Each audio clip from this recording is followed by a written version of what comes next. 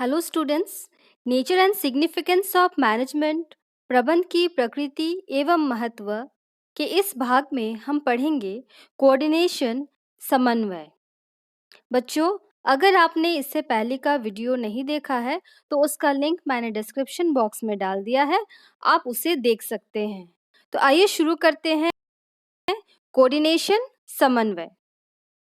सबसे पहले तो समन्वय से हम क्या समझते हैं, कोऑर्डिनेशन से हम क्या समझते हैं। समन्वय का साधारण अर्थ होता है तालमेल। किसी भी संस्था में विभिन्न व्यक्तियों द्वारा किए जाने वाले कार्यों या गतिविधियों के बीच तालमेल बैठाना, सामंजस्य स्थापित करना समन्वय यानी कोऑर्डिनेशन कहलाता है। यह संस्था को अपने उद्देश्यों को प्राप्त करने में सहायता करती है। इसे हम एक आसान उदाहरण से समझते हैं। जैसे विद्यालय के प्राचार्य का उद्देश्य है कि उनके विद्यालय का रिजल्ट 100% हो और सभी शिक्षक उन्हें सहयोग भी करना चाहते हैं। अच्छे रिजल्ट के उद्देश्य से सभी शिक्षक एक साथ क्लास लेने आपके क्लास पहुंचते हैं। तो क्या सभी शिक्षक एक साथ आपको पढ़ा पाएंगे? नहीं। सभी शिक्षक सहयोग, कोऑपरेट करना चाहते हैं, पर यहाँ प्रॉपर कोऑर्डिनेशन या समन्वय की कमी है ना? तो इसीलिए प्राचार्य विद्यालय में समय सारणी टेबल बनवाते हैं ताकि सभी शिक्षक अपने समय पर आपकी क्लास ले सके और इससे विद्यालय का 100% रिजल्ट का उद्देश्य भी प्राप्त होता है। इसी प्रकार बच्चों, बड़े बड़े व्यावसायिक संगठनों में भी बहुत लोग काम करते हैं। सबका काम और काम करने का तरीका भिन्न भिन्न होता है। उन सबके बीच समन्वय स्थापित किए बिना संस्था के उद्देश्यों को प्राप्त नहीं किया जा सकता है।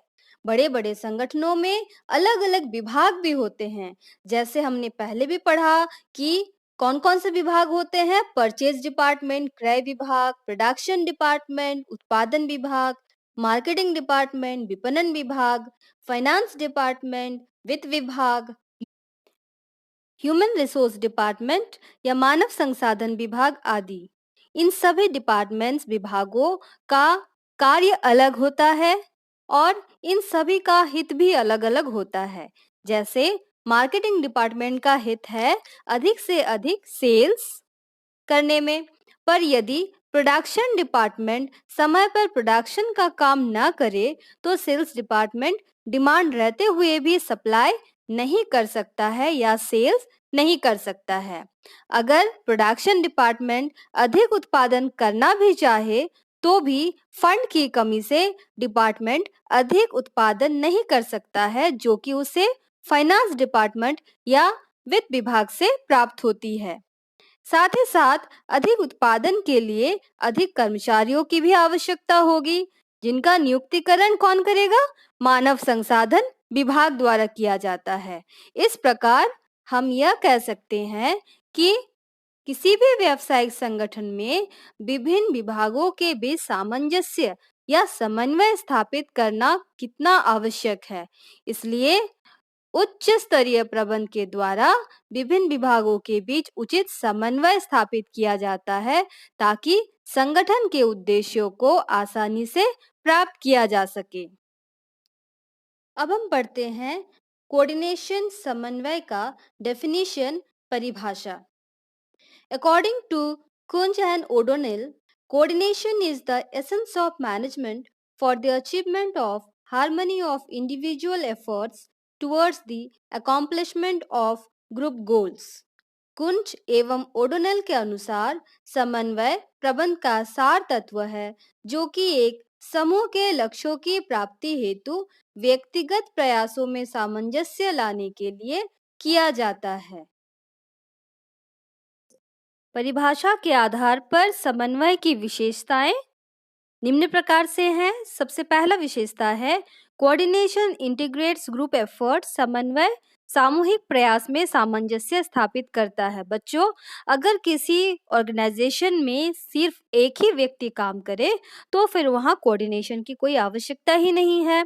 परंतु हम जानते हैं कि बड़ी-बड़ी संस्थाओं में बहुत सारे व्यक्ति काम करते हैं, सभी अलग-अलग काम करते हैं, तो उन सभी के क्रियाओं के बीच सामंजस्य स्थापित करना बहुत ही आवश्यक है। इसीलिए हम कहते हैं कि समन्वय सामूहिक प्रयास में सामंजस्य स्थापित करता है। दूसरी विशेषता है coordination ensures unity of action. समन्वय प्रयास में एकता सुनिश्चित करता है। ऑर्गेनाइजेशन में बहुत सारे व्यक्ति काम करते हैं और सभी का अलग-अलग उद्देश्य है। सभी अलग-अलग उद्देश्य को लेकर संस्था में काम करने आए हैं और सभी अलग-अलग तरीके से प्रयास भी करते हैं। सभी का काम करने का तरीका अलग होता है। समन्वय इन सभी के एकाकी प्रयास को समन्वित करके सामूहिक प्रयास में बदलता है, ताकि सभी लोग एक ही उद्देश्य यानी कि संगठनात्मक उद्देश्यों के लिए काम करें और संगठन के उद्देश्यों को आसानी से प्राप्त किया जा सके। समन्वय की तीसरी विशेषता है coordination is a continuous process. समन्वय एक सतत प्रक्रिया है। बच्चों, ऐसा नहीं है कि हम हमेशा के लिए एक ही बार समन्वय कर दिए, विभागों के बीच समन्वय स्थापित कर दिया हमने और उसका फल हमें हमेशा मिलते रहेगा। हमें हर समय हर काम में समन्वय स्थापित करने की आवश्यकता होती है। यह एक निरंतर चलने वाली प्रक्रिया है। कोऑर्डिनेशन का चौथा विशेषता है coordination is all pervasive function. समन्वय सर्वव्यापक कार्य है। सर्वव्यापक का अर्थात जो सभी क्षेत्रों में पाया जाता है, सभी स्थानों पर पाया जाता है। तो कोऑर्डिनेशन या समन्वय सभी स्थानों में और सभी क्षेत्रों में समान रूप से लागू होता है। यह शिक्षण संस्था में भी मिलता है, जैसे कि हमने कहा कि टाइम टेबल बनाना, समन्वय स्थापित करना है विद्यालय में। खेल का मैदान हो तो वहाँ खिलाड़ियों के बीच समन्वय स्थापित होना आवश्यक है। इसी तरह अगर कोई व्यावसायिक संगठन है, उसमें कई विभाग होते हैं, जैसे कि क्रय, विक्रय, उत्पादन विभाग, वित्त विभाग आदि। इन विभागों के बीच सामंजस्य स्थापित करना, समन्वय होना बहुत ही आवश्यक है। अगली विशेषता है coordination is the responsibility of all managers. समन्वय सभी प्रबंधकों का उत्तरदायित्व है।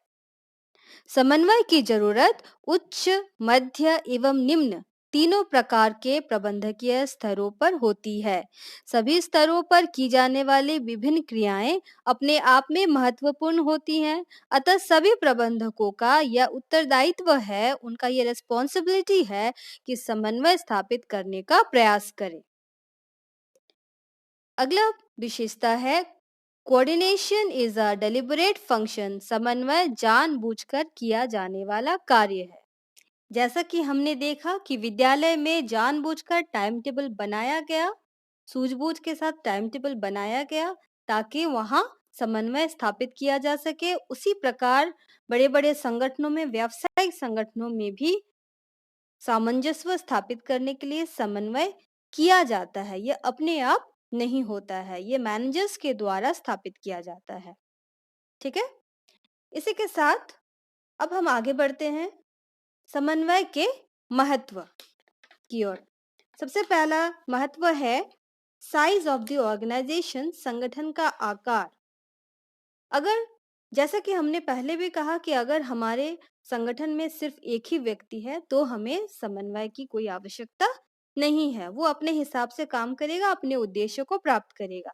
परंतु बड़े-बड़े ऑर्गेनाइजेशन में बहुत सारे लोग काम करते हैं, तो वहां पर उन व्यक्तियों के बीच, उन विभागों के बीच समन्वय स्थापित करना बहुत ही आवश्यक होता है। तभी हम अपने संस्था के उद्देश्यों को प्राप्त कर सकते हैं। अगला पॉइंट है फंक्शनल डिफरेंशिएशन, कार्यात्मक विभेदीकरण। किसी भी संगठन में जहां बहुत सारे विभाग होते हैं, वहां सभी विभागों का हित अलग-अलग हो सकता है। जैसे प्रोडक्शन डिपार्टमेंट का हित अधिक से अधिक प्रोडक्शन करने में है और वो अगर अधिक से अधिक प्रोडक्शन करते जाए और सेल्स डिपार्टमेंट उतना सेल ना कर पाए, तो संस्था को लाभ नहीं हो सकता है, उसके उद्देश्यों की पूर्ति नहीं हो सकती है। तो इसी कारण सभी विभागों में सामंजस्य स्थापित करना आवश्यक है, समन्वय होना बहुत ही महत्वपूर्ण है। अगला है विशिष्टीकरण, स्पेशलाइजेशन।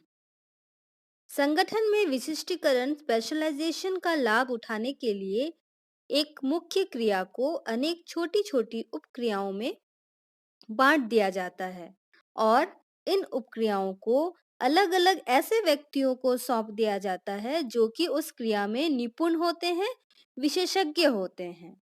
सभी व्यक्ति अपने-अपने कार्यों को अपने ढंग से करना चाहते हैं।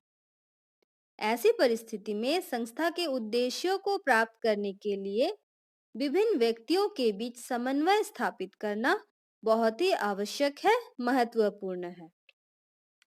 नेक्स्ट पॉइंट है इंटरडिपेंडेंस ऑफ डिफरेंट प्रोसेसेस, विभिन्न प्रक्रियाओं की एक दूसरे पर निर्भरता।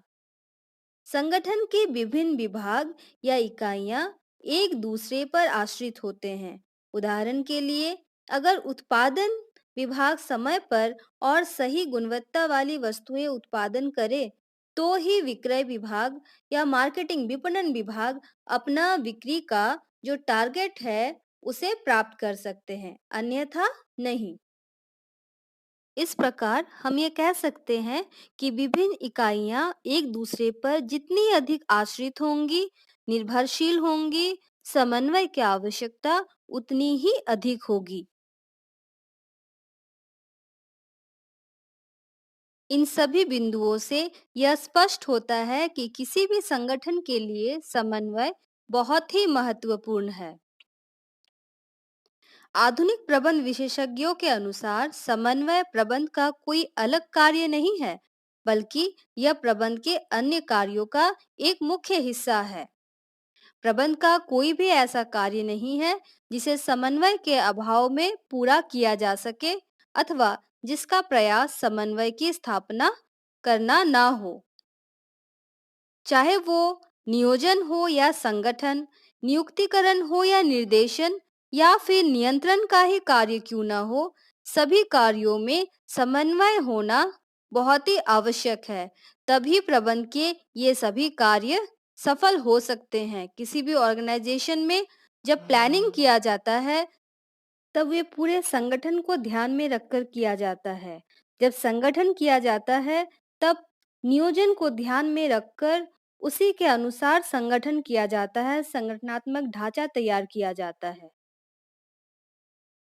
संगठन के अनुरूप ही नियुक्तिकरण किया जाता है और नियुक्तिकरण करने के बाद नियोजन के आधार पर नियोजन में तय किए गए जो उद्देश्य है उसके आधार पर निर्देशन का काम किया जाता है। निर्देशन के बाद नियंत्रण में काम की प्रगति का मूल्यांकन किया जाता है ताकि समय पर ही सुधारात्मक कार्यवाही करके विपरीत परिणामों से बचा जा सके। इसमें हम नियोजन में तय किए गए उद्देश्यों की प्राप्ति हुई या नहीं या किस हद तक हुई इसका आकलन करते हैं। तो इस प्रकार हम यह देखते हैं कि प्रबंध के सभी कार्यों में समन्वय होना बहुत ही आवश्यक है, तभी कोई भी संस्था अपने संगठनात्मक उद्देश्यों को प्राप्त कर सकता है। इस प्रकार आधुनिक प्रबंध विशेषज्ञों के अनुसार समन्वय प्रबंध का सार है। Coordination is the essence of management. प्रबंध की प्रकृति एवं महत्व ये चैप्टर यहीं पर खत्म होता है। नए वीडियो में हम फिर से मिलेंगे नए चैप्टर के साथ। तब तक बच्चों, अगर आपको ये वीडियो अच्छा लगा हो तो इसे लाइक एंड सब्सक्राइब करना ना भूलें। साथ ही बेल आइकन जरूर दबाएं ताकि जैसे ही हमारा नया वीडियो आए तो आपको नोटिफिकेशन मिल जाए। Thank you.